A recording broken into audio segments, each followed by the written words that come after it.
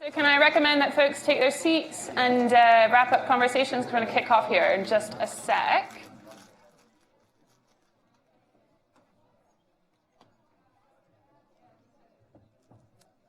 Fab. So my name is Clare FitzGerald. I'm a research fellow here at the Government Outcomes Lab, and I have the pleasure of chairing this, our first plenary session of the conference. So we're going to actually, I suppose, delve into some of the fruits of this scientific method in this space, right? Understanding the sort of evidence and experience to date of impact bonds throughout the world. And we've got 4 great presentations that we're going to hear today. The first is from Emily Gustafsson-Wright. She is at the Global Economy and Development at Brookings Institutions. She'll be followed by James Williams from York University, James Ronicle from Ecorys, and then Alison Bukhari from Educate Girls. And so the way that the session is structured is we'll do presentations. Everyone will have a chance to speak. I'll then ask for any clarifying questions that you all might have. So these are short, sort of just have a very immediate, maybe a sentence-long response. Anything more substantive, we'll hold for towards the end of the session. So we'll open it back up to sort of have a broader discussion about some of the themes that have been brought up. So with that, I will pass it over to you, Emily.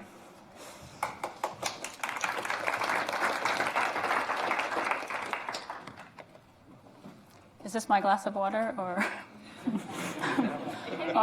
I'll trust that whoever was drinking from it before was healthy. All right. So good morning, everybody. Great to see lots of friends and colleagues. Thanks to the Go Lab for having me here. It's really wonderful. Looking forward to the next couple of days of this conference. It looks like it's going to be wonderful. So I have the small task of talking about the entire impact bonds market. I've been told I have 10 minutes. I've been vying for a couple extra, maybe stealing from some of those who only have to talk about one impact bond, but we'll see. So in March of next year, we'll mark 10 years since the launch of Peterborough. And at Brookings, we've been researching and building our database on the impact bonds market for the last 5 years. It's been a fun journey. Gotten to meet many of you in this room. And a lot has happened. Sorry, I'm not going through my slides here. This picture, by the way, my research assistant put there, that's a Peterborough train station. That was cute.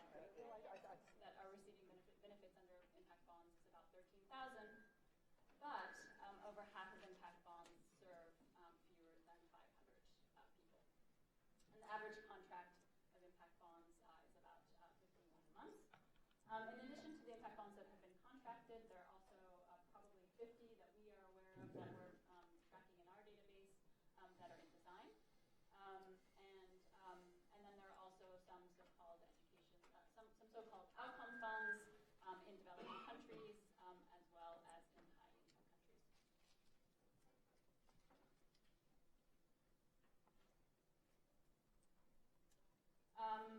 All right, so we often get this question, have impact bonds paid returns? So we actually don't think that this is the most important question.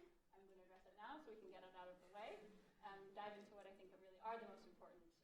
But of the 166 impact bonds that have been contracted globally, 49 of those have reached the end of their contract period. Of those, 24 have paid back principal plus return. 1 has paid back principal. 5 have made some repayment. 1, everybody knows which one that one is, made no repayment. And then 5 of them still have ongoing evaluations. And then 13 of them, data is not yet available.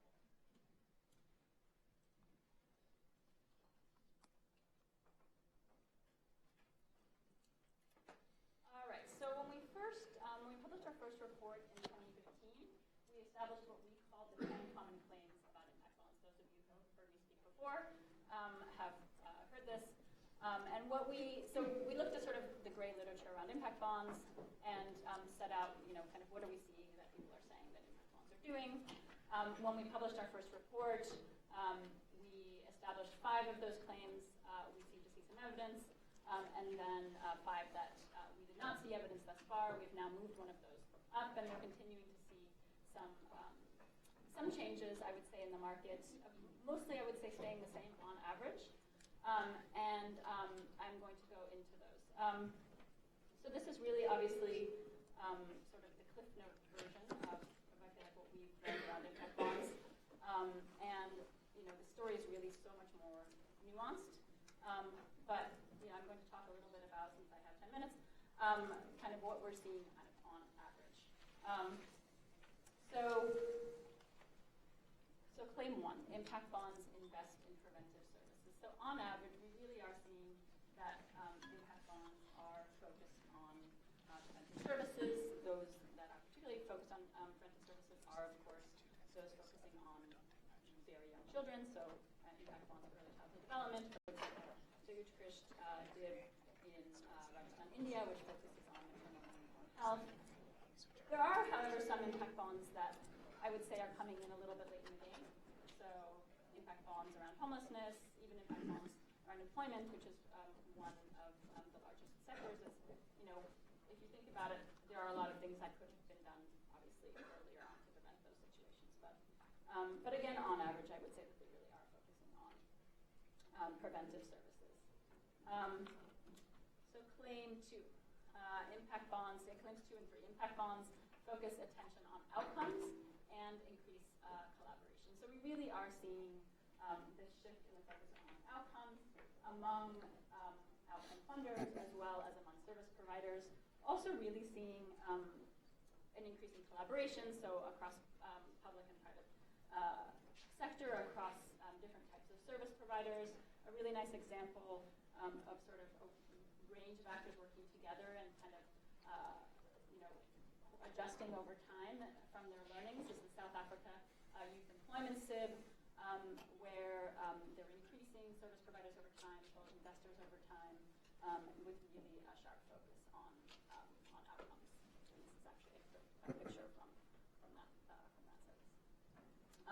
Claims 4 and 5, impact bonds drive performance management and monitoring and evaluation. So Stefan concluded by saying that monitoring was the most important.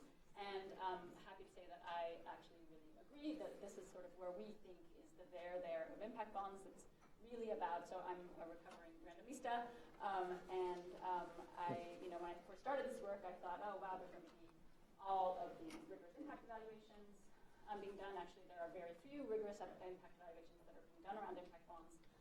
But what we really are seeing is kind of what the most important thing is around this performance management and data collection and feedback loops and course adjustment and learning along the way about what's working and what's not working. And you'll get a really great example of that from Alison around Educate Girls Impact Bonds, so I'm not going to go into that much more, but that's really what we think is sort of the key thing. claim 6, impact bonds reduce government. So I think that this claim is generally thought of as financial risk. And so a couple things there. This was when we first did our first report, we had it in the no evidence yet category. We moved it to the some evidence category after Rikers Island. So that was a clear case of government did not pay for outcomes when they were not achieved. And we have seen a number of impact bonds that have achieved outcomes, and as you saw, have paid investors back the principal plus interest.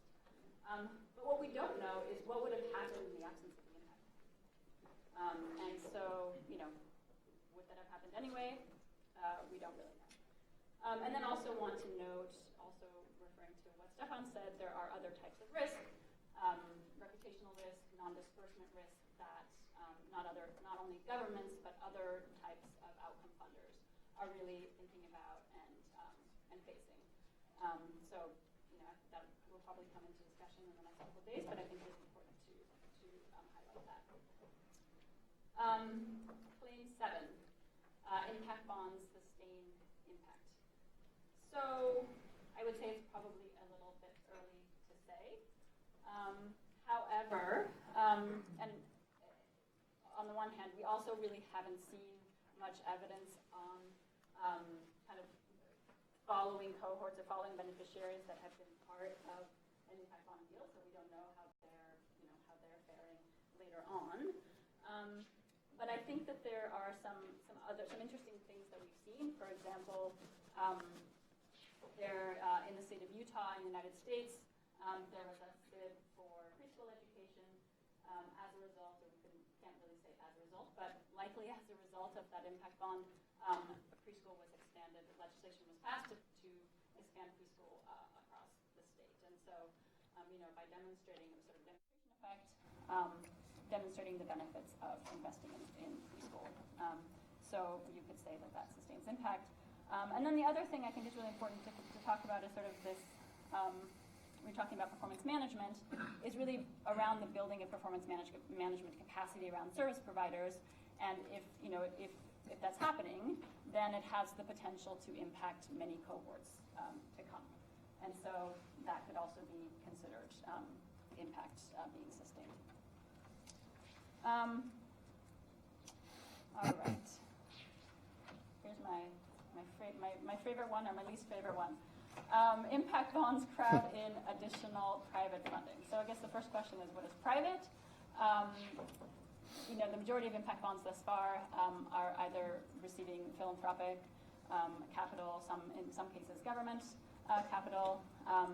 So not so much commercial capital, but I guess the key word here that we really think a lot about is that additional piece. And at the end of the day, outcome funders are paying those investors back. So is it really additional private funding, or is it addressing a liquidity constraint? On the other hand, what we, I think, are seeing to some extent is that there are investors that are getting engaged in spaces that they might not have engaged otherwise. And very close, claim 9. Impact bonds support experimental interventions. So on average, I would say that impact bonds are really using interventions that have pretty strong evidence behind them. On average, there are cases, and in the UK, where there are some experimental interventions, or interventions are being used for populations for which they have not been used before, or at greater scale. So, but I don't think thus far, on average, that's really been about kind of testing. On the other hand, they're really about kind of innovation along the way, which is that kind of course adjustment and learning between monitoring and evaluation. Claim 10, impact bonds can achieve outcomes at scale. Again, as I mentioned, most of the impact bonds are really quite small so far. We are starting to see some larger impact bonds, particularly in developing country contexts, and could see larger things happening with outcome funds, for example. And then we're also seeing some interesting sort of scale up across boroughs in the UK, for example. in the Netherlands, but generally kind of pretty small. So yes, so that's sort of the, so we have an interesting and interesting road ahead. I think so much to learn still. There are a lot of questions that we really haven't answered, and that's why all of us are here today, and the next couple of days to really think together. And I really look forward to hearing from all of you. And thanks.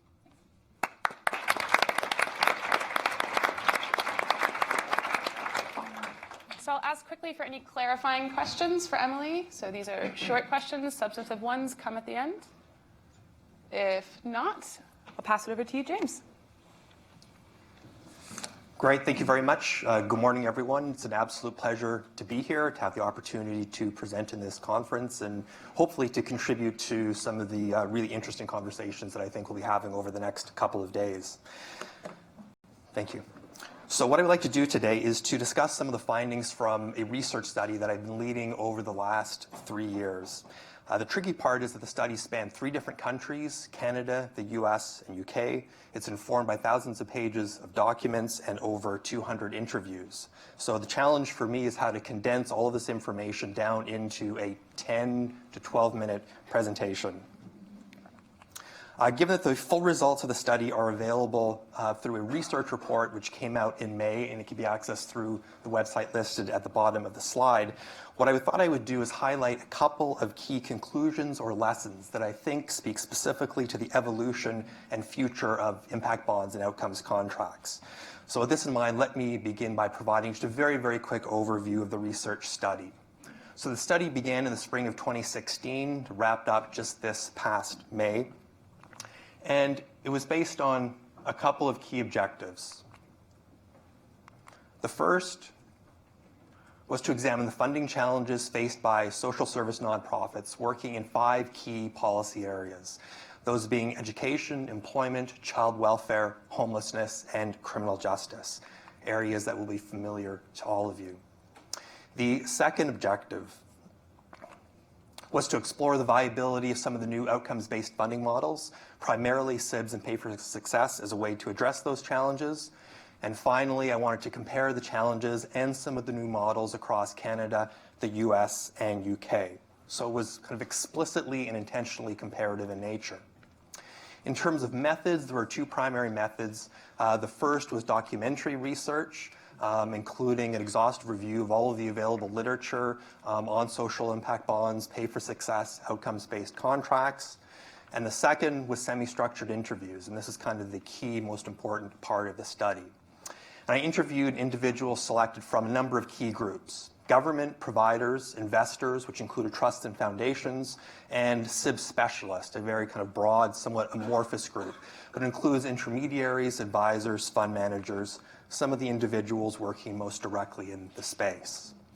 In total, I conducted 196 semi-structured confidential interviews. 54 of the interviews were in Canada, primarily in Toronto. 68 were in the US, largely in Boston, where a lot of the intermediaries and advisory firms are based. I was actually fortunate enough to spend 3 months there in the fall of 2017. And then there are 74 interviews in the UK, the majority in London, where I was also based for a 3-month stint from January to April 2018. So these conversations yielded 5 kind of key insights or lessons that I think and hope are relevant to our discussions at this conference. So lesson number 1. Despite growth in the number of projects, the number of countries that have been experimenting with SIBs, the overall rate of growth has been slower than expected, with SIB specialists encountering a variety of different challenges, barriers, and frustrations in their efforts to develop and scale the market. So going into the study, my assumption was that those working in the SIB space would be very enthusiastic. They would have a very positive, very optimistic view of the market. What I discovered in all 3 countries was quite different, kind of a sense of frustration that things had not progressed quickly enough, a lingering feeling of uncertainty, and in some cases actually downright skepticism about the future of SIBs. So just a couple of kind of illustrative quotes. The first is from a provider based in the UK who's been involved in a number of SIBs. When I first started in social investment early in 2011, I wouldn't have quite put it as boldly as this, but I could see a social impact bond in every corner. but actually now I don't think it'll happen, and I think the bubble has burst already. I think this will fizzle out. The second from a SIB specialist, UK-based SIB specialist. I'm not at all sure what the future is. There are some people thinking it will just run straight into the sand as soon as government takes away subsidy, referring primarily to the outcomes funds here. We have not and never have got to the point where commissioners leap out of bed in the morning and say, I know, I should do one of those SIB things. And lastly, from the US, the future of pay for success is very uncertain. So that leads me into lesson number 2, which is, well, the explanations for these struggles vary across Canada, the US, and UK, and are discussed in a lot more detail in the actual report itself.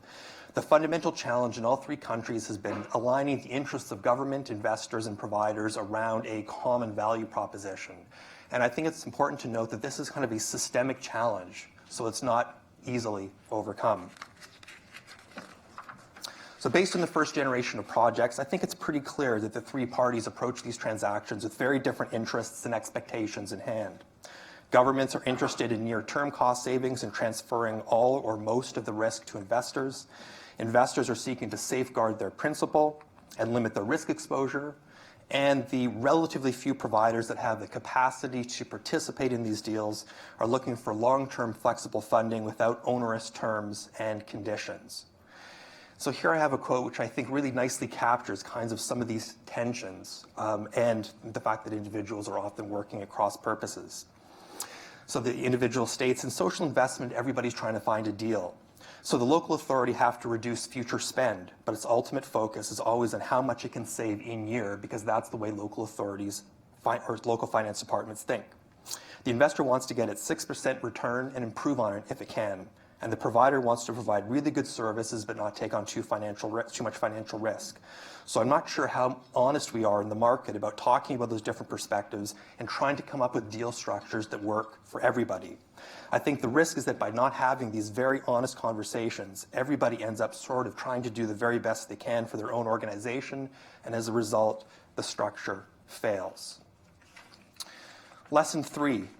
In response to these struggles, and the slow growth of the market, SIB specialists, particularly intermediaries, advisory firms, have broadened their focus, started to introduce new contracting structures, new products, new services, and have thus moved away from the original model, what could be described as this phenomenon of SIB drift. In the words of a senior member of the UK SIB space, what I worked out here pretty quickly is we couldn't live by SIB alone. We had to essentially use our learning from designing and implementing SIBs and go into a variety of other areas. So it kind of very nicely captures some of the pressures and the evolution that has occurred as a result.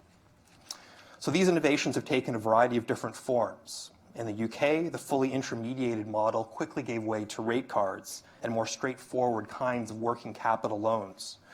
The evolution of the space has been especially pronounced in the US, where some pay-for-success specialists have shifted their focus to government advisory work, using data and contract management to improve the efficiency and outcomes of existing funding streams without having to engage private investors. Other US pay-for-success specialists have continued on the investment track, working to attract investors and develop new investment products. Recent innovations include, and there is actually a much longer list, I've just selected a couple of them. Innovations include US-style rate cards, corporate payer models, social impact guarantees, career impact bonds, and impact securities. So thus, I think it's really important to keep in mind that SIBs are far from a singular, coherent model. And those who continue to view SIBs through the lens of Peterborough, which includes some academics and some researchers, will only see a very small slice of the field while neglecting what in fact is a complex and dynamic marketplace. Lesson 4. The future prospects of SIBs and pay-for-success in a market depend on how we define SIBs and pay-for-success, which may seem like an obvious, but it's actually a very important point. With broader and more flexible definitions allowing for a more optimistic view of the space. So if we define SIBs and pay-for-success in terms of kind of the original idealized model and the development of individual bespoke transactions involving government, providers, investors, and intermediaries, the future of the space may indeed be quite limited, likely confined to a relatively small niche market. However, if SIBs and pay-for-success are defined much more broadly, in terms of different forms of outcomes-based funding and financing, reflecting the growth and evolution of the field, then the future may indeed be much brighter. This question of the future of the space emerged as one of the points in some of the feedback that I received on earlier drafts of the report. In particular, several of my US respondents suggested that my characterization of SIBS as a niche market overlooked these recent innovations, which is a fair point. The following comment, I think, is brilliant and really nicely captures this position. So the broad implementation of Pay for Success, this is from a Pay for Success specialist, is indicative of anything but a small niche market. The basic model is a Platonic idea that has many variations in its manifestations in the world. The original unmodified model may work best in a few cases, but the underlying insight that paying for outcomes will enhance performance, accountability, and innovation is truer now than ever because we have validating experience and practice. We've moved from a theory to a practice whose demand continues to expand.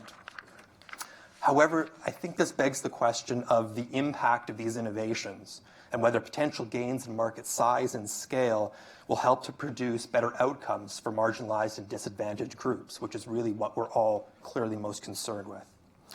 So that leads me to the final lesson, lesson 5. As the field moves towards different types of outcomes-based approaches, it really matters what we mean by outcomes and how these are defined and produced. Well, almost all projects, all models, all products use the language of outcomes. The actual performance metrics in many cases look like outputs. That is, activity-based indicators like enrollments, program completions, and contact with services. Many projects also draw from what are described as soft outcomes, such as changes in attitudes and improved behavior. Collectively, these kinds of measures can be viewed as proxies, which are assumed to correlate based on the existing research and evidence base with longer-term outcomes. However, with many projects lacking formal evaluations, rarely is any effort made to determine whether these correlations actually hold up and are sustained in practice and produce the desired results. The gap between outputs and outcomes is nicely illustrated by this following SIB specialist in reference to the use of distance traveled metrics, which are a feature of many rate cards, particularly in the UK context. So this is, again, as a UK SIB specialist. The more distance travel metrics that we have in place, the more they become the be-all and the end-all of service delivery, instead of genuinely sitting back and saying, well, actually, the outcome that everybody wants is this. Now, it's going to take us 3 years to get there. And how confident am I that spending all of my time focusing on delivering a maximum payment in relation to the short-term metric is ultimately the sort of work that would deliver in the long term? So all of this is to suggest that moving forward, we need to be really, really careful about how we define outcomes and spend more time thinking about whether the outcomes associated with these new approaches are actually contributing to meaningful social change. So just to conclude, the title of my talk today, the lead title, was Where Do We Go From Here? Unfortunately, I'm not sure that I have a clear, good answer to that question. Maybe I should have led with that and spared you all the suspense and now ultimately the disappointment. But what I think, or what I hope this research has revealed, is that answering the question requires that we have a better understanding of the present and how much things have changed since the launch of Peterborough in March of 2010. The original vision of SIBS and social investment more broadly was to develop and catalyze new and innovative approaches to addressing critical social challenges. However, due to a range of influences, pressures, challenges, and constraints, we have ended up in a very different place, I think, where SIBS and Pay for Success are viewed more as policy tools and instruments of public sector reform, where the overriding focus is often on service efficiencies and cost savings, and where a host of new instruments and services are producing outcomes, but not necessarily the kinds of outcomes that we may have been hoping for or expected. This disconnect between the original vision and the present reality is nicely captured by my last respondent that I have here today, an individual who has been involved with the UK SIB space since its inception. So they argue, quote, when they were designed, SIBs had 3 things they were trying to do. One was be outcomes focused around beneficiaries, second, to reform commissioning, and third, that you would take the risk and innovate, and then the machinery of state would take that innovation and go, oh yeah, that works, and put it into policy and scale it. Those 3 things gone. Now it's all about cost savings rather than outcomes. There's no machinery of state anymore, so that not a single of the SIBs that's been invested in has been taken up by the state and rolled out. And commissioning now is honestly a complete mess, and commissioning has taken a step backwards because now it's all about cost. And so the three fundamental drivers for SIBs have kind of been lost in the midst of time. And now they are really being used as an outsourcing commissioning tool to cut costs, basically. And I should say also that this is an individual who is invested in a number of SIBs in the UK. Interestingly, these shifts in the SIB enterprise, these forms of SIB drift, have been largely overlooked in much of the research to date, especially the academic research, which remains focused on the original model and the view of SIBs as a new asset class, an opportunity for financiers to profit from social services. And yet they raise some critical questions as we look to the future of the space. Has the drive to grow and scale the market come at the expense of the quality of the outcomes and the impact being achieved? Has the drift towards rate cards, corporate payer models, and more scalable and standardized approaches left the space more vulnerable to the criticism that this is really about cost-cutting, reducing the size of government and privatizing services? Many of these kinds of criticisms coming from the academic research community. And third, most critically, is there something of value that has been lost? Well, the original concept of the social impact bond, without question, certainly has its flaws.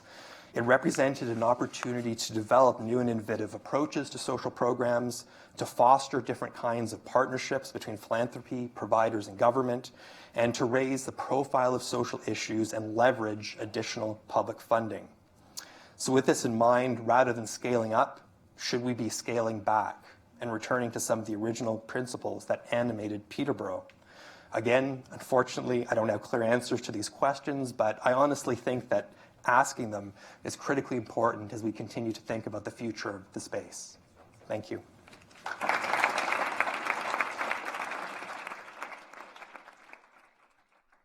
Any clarifying questions? Fab, I'm looking forward to everyone's brilliant ideas later. All right, James.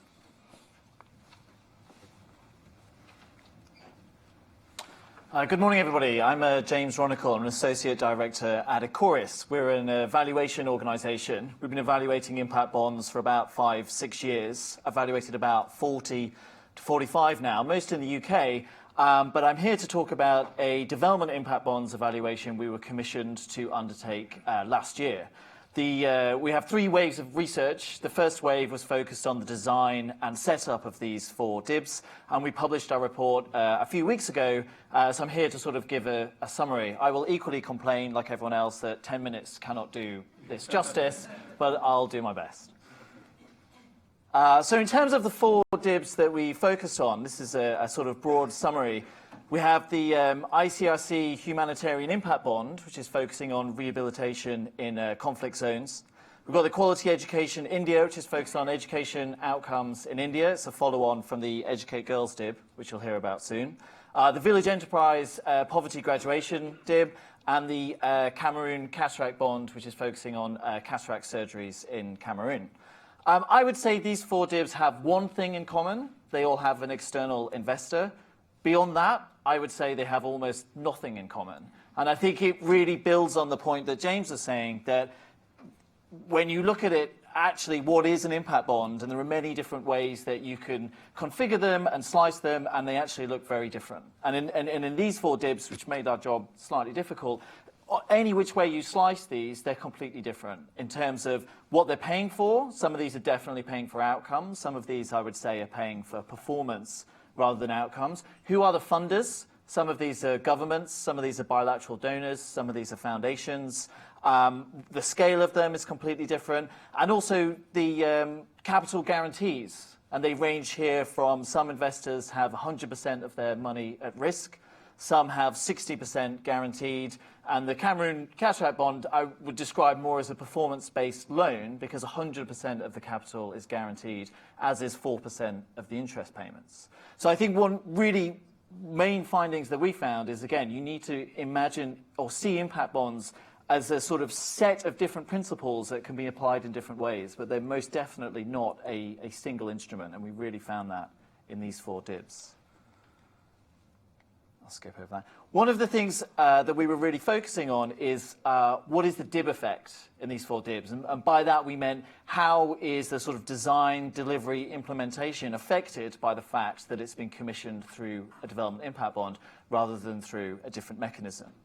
And how we did this, we took, again, similar to Emily, some of the common claims around impact bonds, used some of the ones that Emily has, and we looked mainly through qualitative research. We sort of tested whether stakeholders felt that these claims had been true and had been affected in these impact bonds. And we also had comparator sites to look at to what extent did these exist and to what extent did they not exist when very similar interventions were delivered not through an impact bond, and to what extent do people think that those differences are attributable to the impact bonds. I would say that is not an easy thing to do, and a fair degree of evaluator judgment has gone into this, but we did sort of validate this with the stakeholders we interviewed. I'm just going to pick up some of what I think are the interesting things here. Number one is, if you take away some of those red squares, most of what some of the claims are around impact bonds, we broadly found. Particularly, I think, around the collaboration, around the focus on outcomes, around some of the transfer of risk, but we'll get into that. So I think it's quite interesting that despite the fact that these 4 impact bonds are completely different, and despite the fact that when you look across the world they're completely different, actually you do start to see some of those common effects. So there is, even though you might change the model all the time, there are some fundamental aspects to it that seem to have fairly similar effects in different applications. Below that core headline, though, I think there are some really interesting nuances when you look at these 4 impact bonds. Some of what I'm about to say aligns with what Stefan said this morning. Some of it doesn't, and I've spent the coffee morning trying to work out how I can contradict the chief scientist at DFID, and I think I have the answer. One of the things I think is really interesting, and it also builds on what Emily said, is the debate around, does this bring additional financing into the development sector, or is this money that would have gone into the development sector anyway and is repurposed? And this is claim 6. And I think what you'll find there is there's quite a different degree across these 4 DIBs. So ICRC Humanitarian Impact Bond, this is a commercial insurance investor who's actually in the room, or one of them, and this is money that this is a commercial investment that they would have put in a different insurance mechanism, and they've put into this. So this is definitely money that would not have gone into the development sector that's now in there because of this impact bond. The others, Village Enterprise, these are the same donors that were donating to Village Enterprise anyway, and Village Enterprise went and asked them if they would invest in it. So this money probably would have gone to Village Enterprise, or it would have gone to another organisation, but it's gone in through investment. So that's not new money that would have gone into the sector. And I think this is, from an international development point, I think this is quite important, because one of the big arguments around impact investing generally and impact bonds is we have a, I think, $4.5 trillion funding gap to achieve the Sustainable Development Goals. Impact investing is one way to bring in additional money to the sector. And I think sometimes it exists, but a lot of the time it doesn't. And what I think is the interesting relationship is between that and number 1 and the transfer of financial risk. And what we saw is, how is it that you have some commercial investors in here and not in others? And it's very much about the capital guarantees. And the ICRC Humanitarian Impact Bond is the one that has 60% capital guarantees, and it's got private investment. The Village Enterprise one has no capital guarantees, all capital is at risk, and it has donors. So there's a very, and this is what Stefan was saying, you're paying for risk. And so if you want additional money to come into the sector, you can't then expect them to take on all of that risk without paying huge returns at the same time. So it's you can't sort of have it all. If you want new money into the sector, you also have to keep some of the risk. So it seems like there's a really key relationship between how much risk are you willing to transfer and who's going to invest in your impact bonds. The other thing that I found really interesting looking at this, and this slightly contradicts what Stefan was saying, was you need to think about what risk is being transferred and what isn't, or what can be transferred and what can't. And you might be able to transfer financial risk, but there are other risks that not only don't get reduced for public sector, they actually increase. And the one that we definitely found, which Stefan didn't, was reputational risk. And actually, the fear of failure around designing an impact bond is very, very high. Around if I get this wrong and I massively overpay for something that could have been achieved anyway, or I get this completely wrong and actually this service completely falls over, which is actually a service I really want to exist.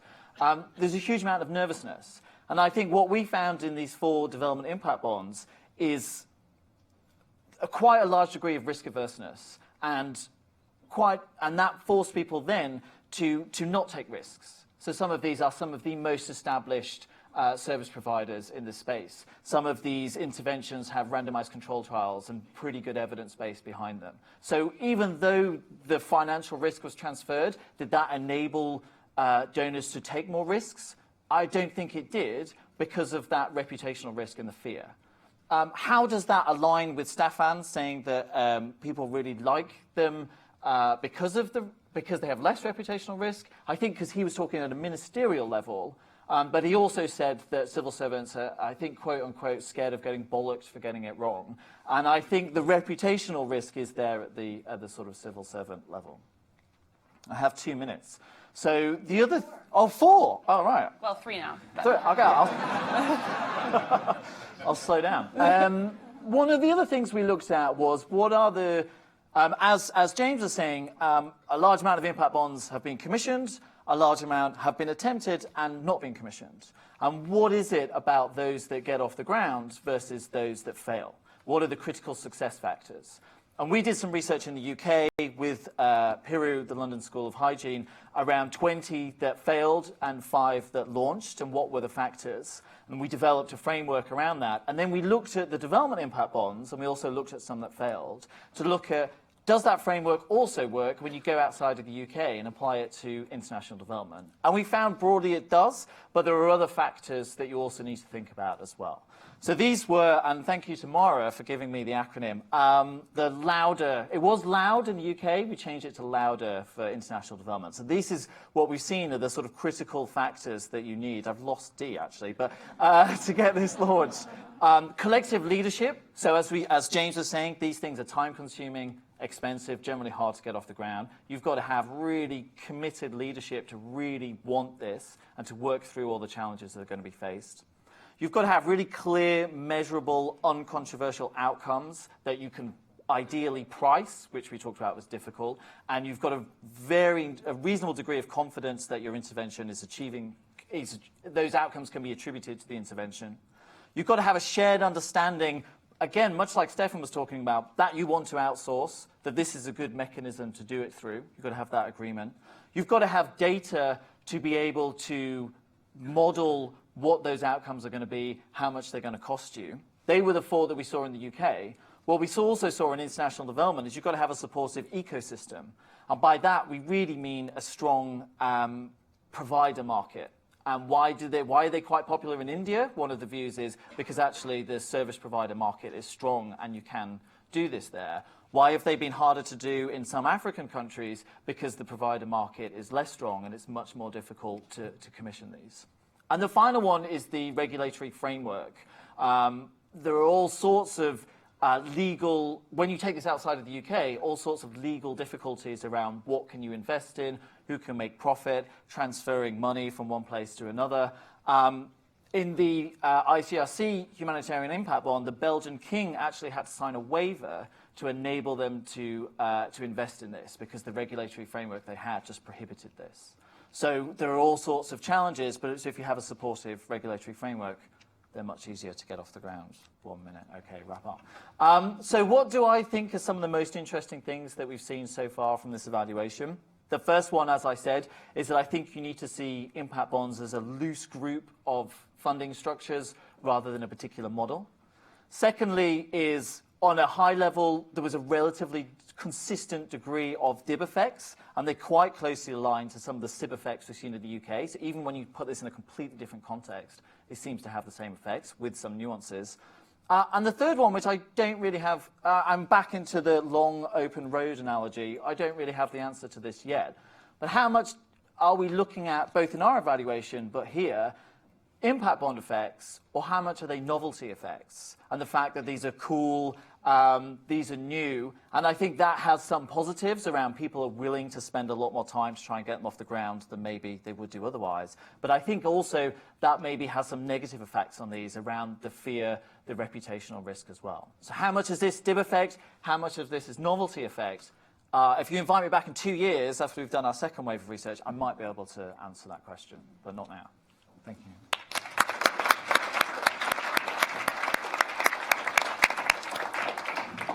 Any clarifying questions for?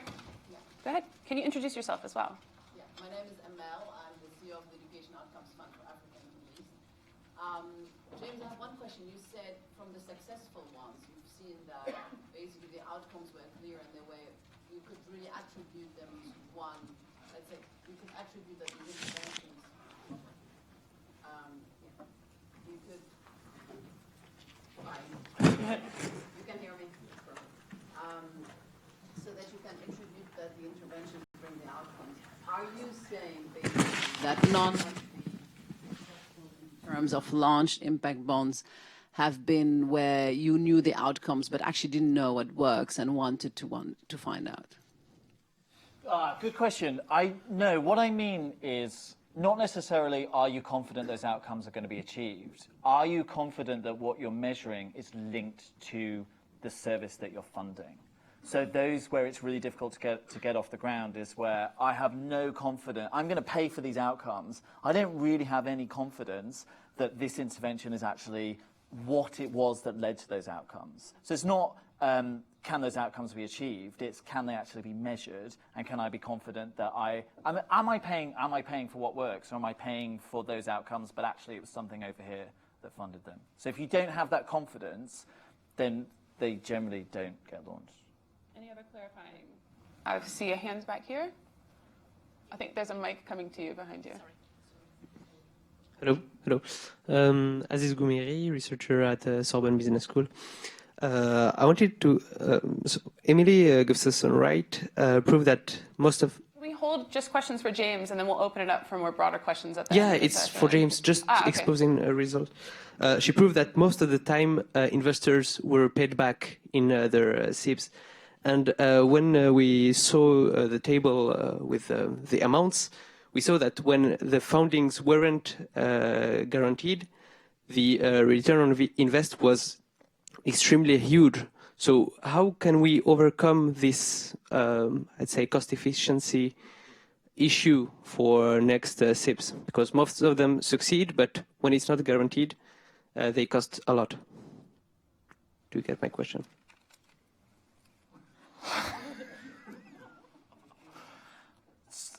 Sorry, how can you reduce the return on invest, the maximum repayment for SIBs if the risk is always that high that investors can lose everything?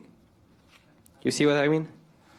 I'm not sure if I'm going to answer this question. I think the point I think I was trying to make was that there's a trade-off here between risk and return, and the higher the risk in delivery, either you're going to be paying way more in returns, or you're going to provide some guarantees to bring that down. So I think the answer, I mean, I don't necessarily know the answer, but I think it's finding that balance between how much risk am I willing to outsource and how much can I afford, and how much am I willing to pay for that. And if you aren't willing to pay a huge amount over the odds, you then have to provide more guarantees. I think that's... Okay. So we need to provide more guarantees in the SIBs to reduce the maximum repayment.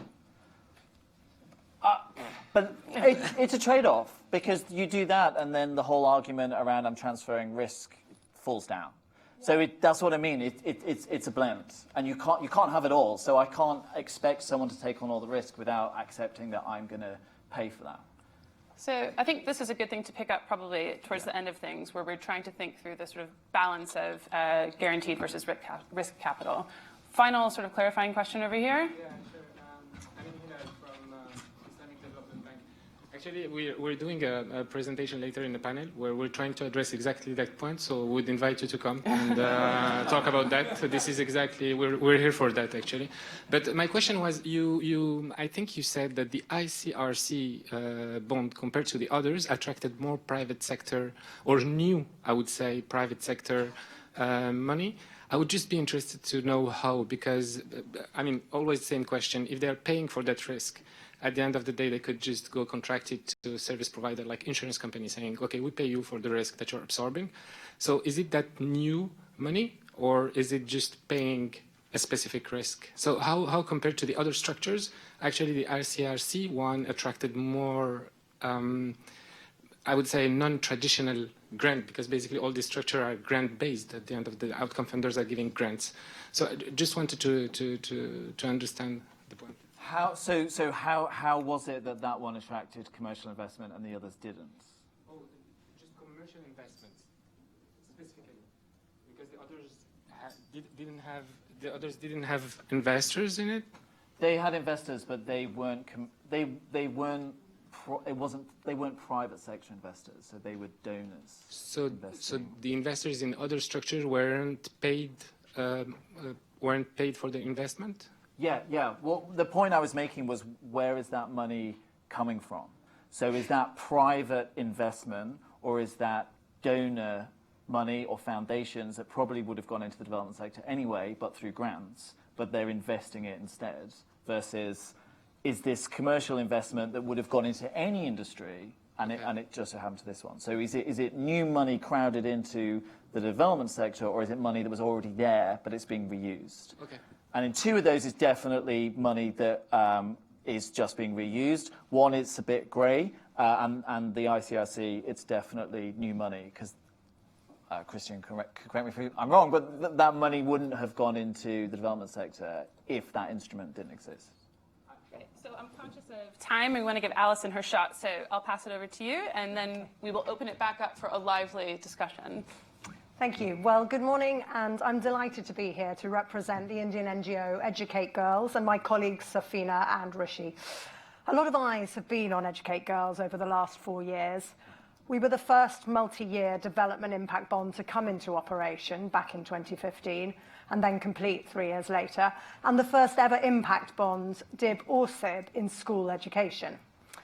And I'm therefore guessing that a lot of you do already know our story, so I'll slightly gallop through the introduction as fast as I can. But what gets me into the office every day is Prachi. She's a goat herder in remote rural Rajasthan, and she's one of over 4.1 million girls in India denied an education because of her gender. And the Educate Girls approach is to find and enroll every single one of those out-of-school girls in the locations where we work, and then work within the primary school to improve learning outcomes for both boys and girls alike. And this is the theory of change that our DIB was essentially based upon. We take a local community volunteer who works in his or her village to change mindsets and behaviour, to enroll the girls, and then deliver a remedial education programme to improve quality within the school. And as James pointed out, there are a lot of different models, but we would see ourselves really as a very pure and simple DIB as a proof of concept, and that's what we were aiming for. And this is in terms of how it was structured. So we were paid for 2 very clear outcomes: enrollment of out-of-school girls and improvement in learning outcomes. We had 1 investor, 1 outcome funder, and the payment was based on the outcome results at the end of full 3 years of implementation. Now, we partnered with the government to access the schools and run a control evaluation, but they were not involved as a funder. And at one point, we were the largest impact bond in terms of population or service users, but the smallest in terms of funding for service delivery. Now, the reason for this panel is to start to look at some of the, spoiling the fun. The reason for this panel is to examine the evidence that we have so far and look at some of the claims that James and Emily have been laying out in their presentation. The evidence is building for SIBS, but to date we're still the only development impact bond, the only multi-year development impact bond to complete and publish results. And we're now in 1 year after completing the contract, so we've had some time to reflect and ask and see what next. But it's still very nascent in terms of the evidence of completed impact bonds. We've certainly asked ourselves many of these questions that Emily and James have been discussing, and both Jameses. And I think we do have clear answers for some, and as with both the other presentations, there's still a lot yet to be proven and that we don't know. But let's have a look at what we think we do know. We certainly experienced a real cultural shift in our organisation, in how we work with donors, in how we implement, and we totally orientated towards outcomes. And it was exciting to work and collaborate with donors who were explicitly aligned around jointly agreed outcomes rather than activities and budget lines. And the big question, did this improve our eventual impact? Well, yes, it did. No surprise there, we all know the results. But our DIB was a remarkable success in terms of outperforming our targets and genuinely deepening our impact. So I'd say that we know that many attributes of the DIB can deepen impact and cause a significant improvement in performance. And what are those attributes? Well, flexible funding, a razor-sharp focus on results, a multi-year commitment, and improved performance management and monitoring, something that Stefan was talking about earlier. So we'll just look at the results again very quickly. Too quickly. Sorry. So after 2 years, we were definitely on track for enrolment, which was 10% of what we were paid, 20% of what we were paid upon. But there was a lot of importance placed on the learning gains in our contract. And had we carried on in this trajectory after 2 years, we would only have hit 78% of our target. So we really were pushing ourselves with how we set the targets. They were based on previous performance, but in a different geography, and we added a 10% stretch. So we generally struggled in the first 2 years, particularly with the learning. But the final results, speak for themselves. With the longer-term flexible capital, the pressure, I suppose, as well as the focus on results, and the right outcomes for the community, we did achieve better social outcomes for the children. More girls in school, more older girls in school who are notoriously hard to enrol, and vastly improved learning outcomes for children with a very, very poor baseline and children where there were a lot of first-generation learners. So it was a very strong result. Now, the reason for doing our DIB was not really to access more capital, and it was not to test an innovation or work with a new commissioner. It was to prepare for scale. We were determined to use a payment by results mechanism, whatever that might be, it ended up being a DIB, to ensure that we could deliver quality as we scaled. We were really mindful of the pressure, the amount of girls not accessing an education in India, and we wanted to work at scale. But we were really clear that we wanted to offer the same quality to the first child in the programme as the 1 millionth girl in our programme. And so we thought that payment by results would be a good way to test this. Our DIB, however, was not at all at scale. It was about 5% of our budget and operations as we started, and by the end of the 3 years, it had dropped to around 2% as we grew. And although comparatively large in terms of the number of children, it couldn't be described as a scale contract. Looking back on it, it was perhaps more of an R&D phase for us. So I don't think our contract has at all proven that the DIB instrument itself can be taken to scale. However, did it do the job for us in terms of prepare us for scale? And the answer is a resounding yes. So this is how we've grown. We started back in 2007. The DIB came into play in 2015. And even during the DIB implementation, we were gradually growing in confidence, embedding some of the learning into programs in other geographies and really ramping up. And we now feel really set and really confident about our 5-year growth plan, where we're hoping to reach 1.6 million girls by 2024. And now to adaptation and innovation. Now, we certainly feel that we enabled a lot of adaptive management and, in some cases, innovation through our DIB. But this was not solution innovation, as everyone's alluded to. It was really implementation innovation. We already had a tried and tested overall program model and a solution when we started. What we did experiment with were micro-innovations, looking at a suite of interventions and tactics, seeing what combination worked best. We innovated at the doorstep. Our last-mile field workers had the flexibility to be really reactive to ground realities and think on their feet. In the classroom, we had the flexibility to totally revamp our whole curriculum and teaching practice after year one. In the head office, we used new technology to improve performance management, and with that, push decisions much, much closer to the field. So as a result of this, we have improved how we use data, and we now have predictive capabilities through machine learning, something we introduced in the year after the DIB. We now identify hotspots of out-of-school girls, and we have this new curriculum, both of which we're taking to scale. And where our traditional approach of finding out-of-school girls would take us to, say, 1 million children by 2024, with this highly targeted approach and the way we're now using machine learning and data, we're going to reach an additional 600,000 girls with similar resources and time.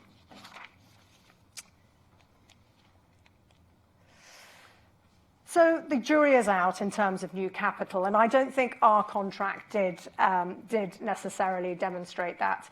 Essentially, our funding came to us still as a grant and came from donors who were already used to giving in the field of education and gender. However, we can say that our enhanced credibility and what we achieved through the DIB has enabled us to raise more funding. Even before we'd finished the DIB contract, we raised a big match grant from Educate a Child initiative. And then in the 6 months after the DIB, we became an audacious project.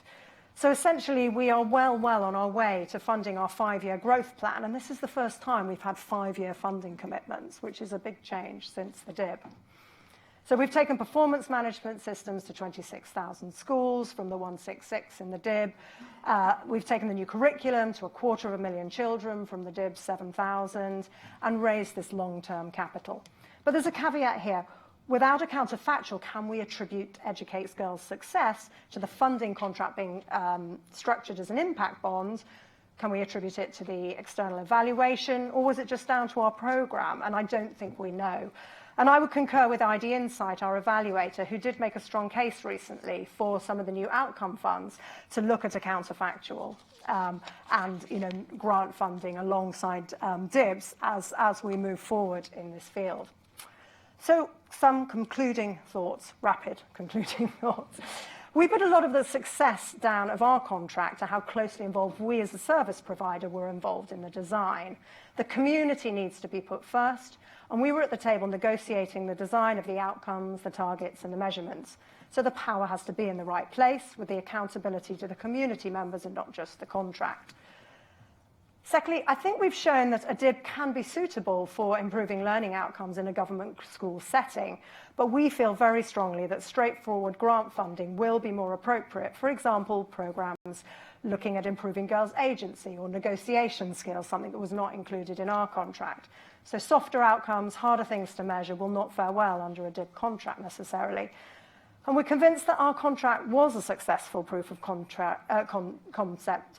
But what's needed now is a nuanced conversation about how we can assure that in pursuit of innovative financing, we don't take funding away from social justice and human rights causes where a DIB may not be suitable. A DIB should be one of the tools in the box. And many of the criticisms of impact bonds did not play out in our contract, such as perverse incentives. But essentially, all risk of inappropriate incentives or these small, expensive, complex, bespoke contracts, this we can mitigate with the instrument being used for outcomes that are aligned with national government priorities, or in the absence, the SDGs, and with the use of common measurement frameworks. And the outcomes need to be set locally. At Educate Girls in India, we wouldn't be able to set outcome targets, pricings, setting the right outcomes for children in, say, Palo Alto or in Birmingham. We have no understanding of the context of the children. So similarly, we need to be at the table setting the targets and measures for girls in tribal communities in rural India. And I think if you take one thing away from our presentation, that's it, that we can overcome a lot of the risks and critiques of DIBs if we align the outcomes with national government priorities, SDGs, and have common measurement frameworks. Because this should protect the community, put their needs first, enable scale, which I think is incredibly important, and lives change for the better.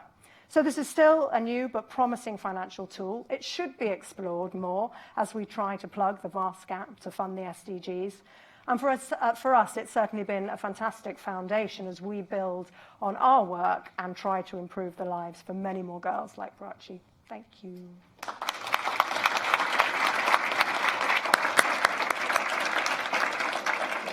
Any quick questions for Alison? Sorry, Alison, it's me, Emma.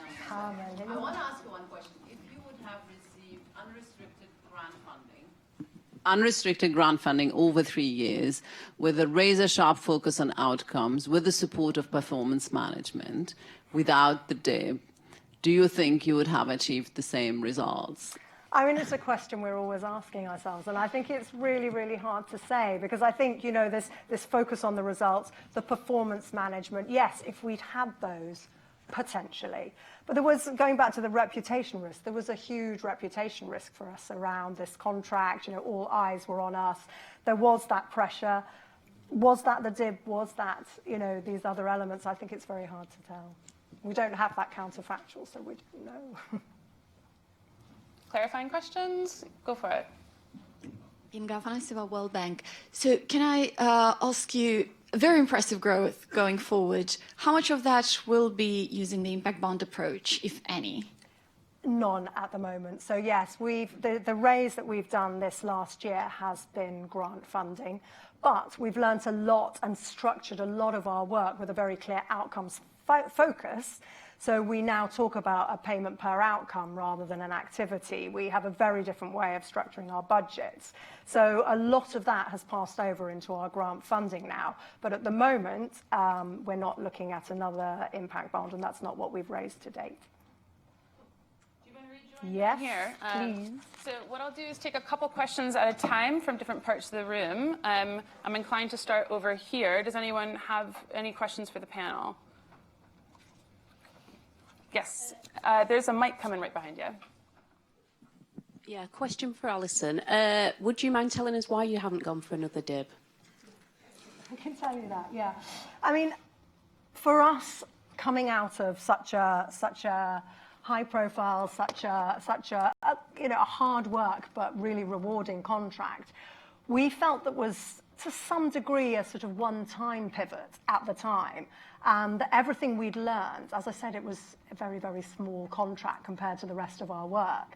So we needed to spend and focus the next year on taking that to scale, because we felt that we had made such valuable learnings that they shouldn't just be ring-fenced to a small, you know, DIB plus RCT type contract. So that's what we've been focusing on over the next year, over this last year. And I mean, we haven't yet sort of considered an impact bond that's fully aligned to everything that we have in place in terms of the outcomes that we're currently working on, that we've designed for, and the whole structure of our organisation and our curriculum and how we measure is all built around a particular framework.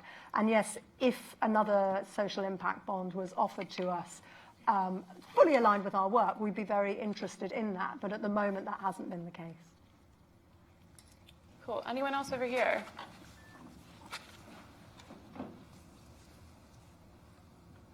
Hello, Zoya Siddiqui from BRAC. I just had a quick question.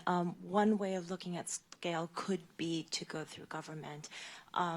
Did Educate Girls ever consider maybe going to government and looking to them, either the ministry in Rajasthan for outcome payments, or would that be a consideration at some point? I mean, that's something. Sorry, can I talk with this microphone? Yeah, I think I'm mic'd, so I think it's fine. I think I'm mic'd, so it's fine. Yeah, I mean, you know, we see the sort of trajectory from a DIB to a SIB as a very important one, and We are constantly being asked advice by various government ministers. We're involved in various committees, talking to people like the Niti Aayog, who are one of the bodies in India who are taking quite seriously the idea of social impact bonds. And it's something that we most certainly would consider. I mean, for us, I think what I was saying earlier about how we can see the future of these contracts is aligning with national priorities. And so we've been working hard. So we work within the government school system. We're augmenting the curriculum that the government's working on. So systemic change is very much something that we would be looking to in the longer term. Can I invite questions here? I saw Chi, and then we'll go to you. Chi Hung-sin from Traverse. So this could sound like a question for Alison, but actually anyone from the panel would be very welcome to answer. I think the point you just made about aligning it with national priorities and common outcomes framework, I could see the reason for that in terms of reducing the barriers for getting an impact bond going.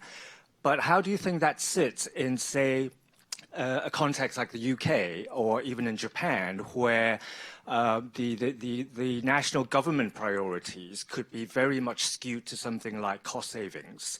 So the blend of outcomes they're willing to pay for and what they want to structure an impact bond to do could be chasing a very small set of those kinds of system-based savings, financial outcomes. How would that sit in terms of that balance and tension with what we're talking about through the different speakers about wider social outcomes?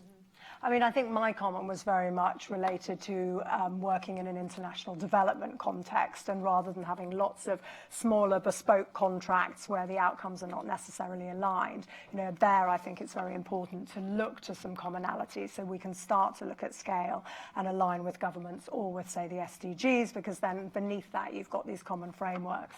But I don't think I'm in a good position necessarily to ask, does anyone else have a comment in terms of the alignment of the sort of natural goals with what's actually happening within projects? I can respond on that one. I mean, clearly, I can't remember who it was that said, but I mean, clearly let's just take education sector, for example.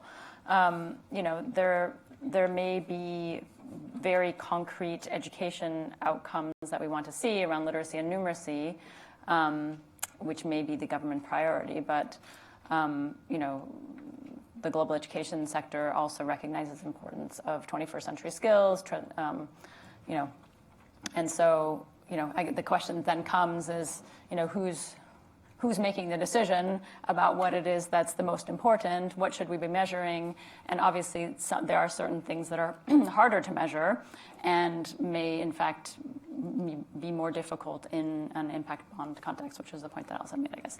So, you know, I think it's a balance. I think for sort of the sustainability and buy-in and thinking about sort of, the long term, having those government priorities and, you know, having governments at the table. And I think, like, for example, EOF, Middle East and Africa, has been really focused on, you know, trying to, you know, having those conversations with government, understanding their priorities.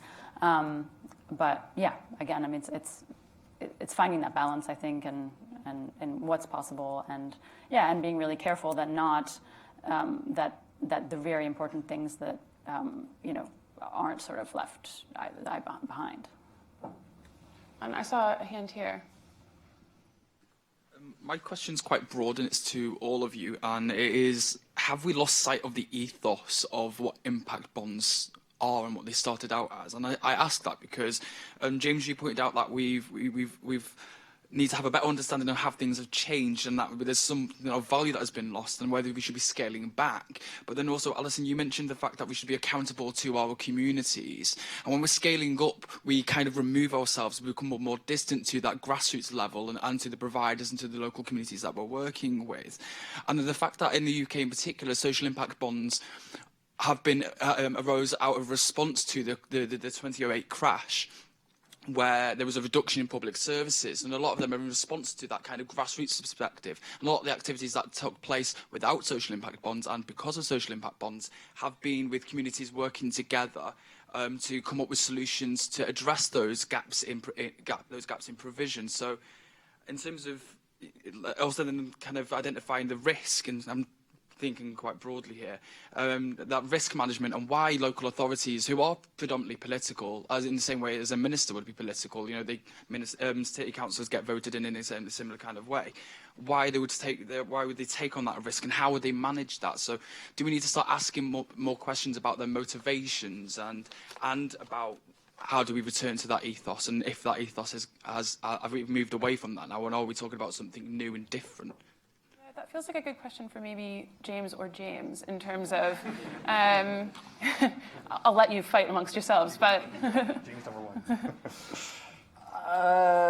Yeah, it's a good question. And as you were saying that, I was like, well, what was the original ethos? And I'm not sure anybody really could even say that. I think, and actually maybe you are better answering this, but I'll have a go first. I think what's happened is there probably was an ethos or a vision around this perfect world of we pay for outcomes, we know they happened, we only pay when they happen, and the savings from those pay for the payments themselves, and we've got this wonderful virtuous circle, and everything's great. And I think what we often describe in our evaluations is this like SIB hype curve of, at the beginning, they were the panacea and they were going to solve all our problems and they were going to perfectly pay for themselves, aren't they wonderful? And then we had this sort of, I think it's called the sort of, what is it called? There's like this massive drop where you suddenly, this despair, where you think, oh my gosh, these things are awful and they don't work and they're really expensive and we can't measure outcomes. And then you get what's called the plateau of productivity, which is where actually you start to make compromises and you think, okay, I could do this here.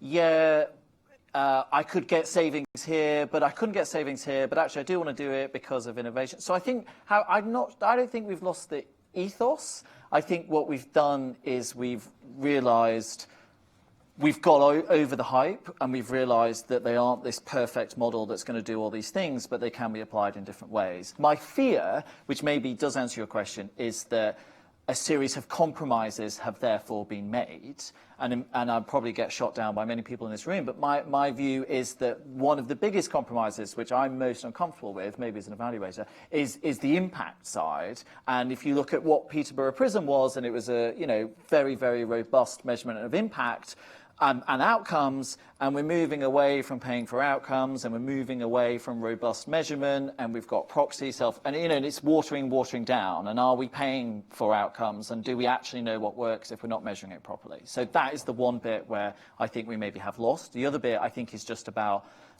amending it to actually what works in reality rather than the sort of vision at the beginning. That's my take. Yeah, I mean, I agree with most of the things that you said. I mean, I think what's interesting about SIBs is that there are these kinds of internal tensions and contradictions. So looking at the UK context, they were obviously introduced largely around austerity and as a means for central government to try and reduce expenditures at the local level, to influence the way that local authorities kind of behave and go about their work. And yet at the same time, in order to introduce this kind of a model, you fundamentally need capacity within local government. So at the same time as that capacity is kind of being cut, I remember one person talking about how there was some interest in doing a SIB with one local authority, but the people who would have done that work had left because of funding cuts. So it's that kind of very real kind of tension around cutting back in terms of capacity, and yet capacity within government being required in order to make the model work. And that, I think, has played out in a number of different contexts as well. You can look at the US, where cities are facing incredible amount of pressure around budgets and around funding, and have had kind of an interest in developing pay-for-success projects, but there the challenge has been in engaging state-level government, especially. And there's been a number of projects which haven't moved forward because of the difficulty engaging. So kind of contradictions between different levels of government and objectives underlying driving what it is that we're trying to accomplish, I think have been an important constraint. Great. So I'm aware that we are between you all and lunch. So I will suggest that you all get first dibs for asking these folks questions out in the forum. And I just want to say thank you so much for your attention and time and good questions. And I think Mara's got... Yeah, I just want to, like a captain on an airplane, explain why we've been delayed at the start. So somebody accidentally knocked off the power cable of the mix deck. I've seen it change 3 times and coming back. So I'm really sorry to Emily for the people who were live streaming and listening live stream. They couldn't catch what you said. So I would like to ask you if you are willing to repeat it so that we can post it online for future reference. And we will Photoshop it back in. And in as long as you Photoshop making it look better. I'm terribly sorry. It wasn't a great start with the plenary, but the only way is up now. Can I have for that? Can I have 2 minutes to give a plug for something that we have coming up? You will have 2 extra minutes. Thank you. 1 minute. After lunch, the sessions will be in the seminar room, and one of the sessions on the first floor. During lunch, have a look at what is on the iPads. Some of you will notice that we have a map at the end of our website with a list of impact bonds and DIBs. I just want to warn you, that's what we collected with information that is in the public domain. But Emily at Brookings, over the past 5 years, has been collecting information that is not necessarily in the public domain. And I'm just glad to mention that we are discussing a collaboration so that we can host a joint public database with the latest information. And to improve the data, if you already provided it to Emily, I'm not coming to you again to ask the same data. So we are making good progress in working together and provide just one single data set that we can use as the reference information of what the market is looking like.